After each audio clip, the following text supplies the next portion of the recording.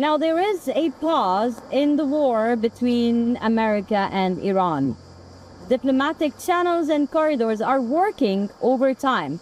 But in the meanwhile, both are working on their stockpiles of weapons. So the next report asks, how long will this uneasy calm prevail in West Asia? We tell you more.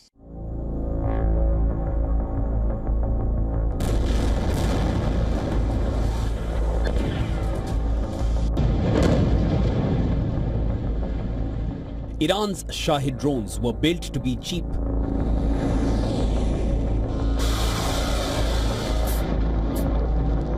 Cheap enough to be launched in large numbers and force adversaries to spend expensive interceptors to shoot them down.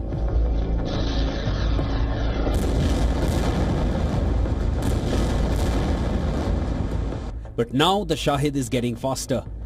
In a July attack on Kiev, Russia used a newer version powered by a turbojet engine. It can fly at around 300 miles per hour, almost 3 times as fast as older versions. Ukrainian officials say these drones can outrun some interceptor drones, making them harder and more expensive to stop.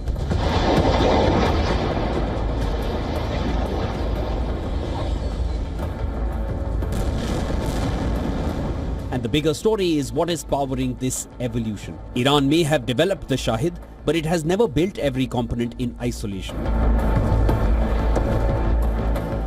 Its supply chain stretches across the world, with China reportedly emerging as a critical source of engines, electronics, and other components. Ukrainian officials say newer Shaheds are also using more Chinese-made navigation and communication systems. So a weapon born out of Iran's isolation is now being transformed by global supply chains.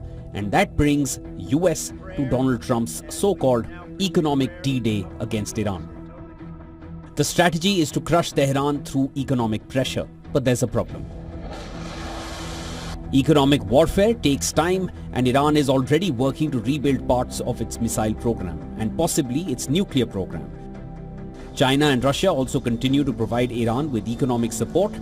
China, in particular, is a key buyer of Iranian oil, and that means Trump's pressure campaign is also becoming a test of how far Washington is willing to go against Beijing. And there is another cost. Iran's pressure on the Strait of Hormuz has already hit shipping and pushed up energy prices. That creates a political problem for Trump, because Iran may be able to absorb economic pain longer than American voters will tolerate higher prices. So the question is not whether Trump's strategy is hurting Iran, it is. The question is whether Washington can sustain that pressure long enough to actually force Tehran to back down. Because the Shahed shows what Iran has become very good at, adapting, finding cheap components, and turning them into weapons that can keep evolving, even under pressure.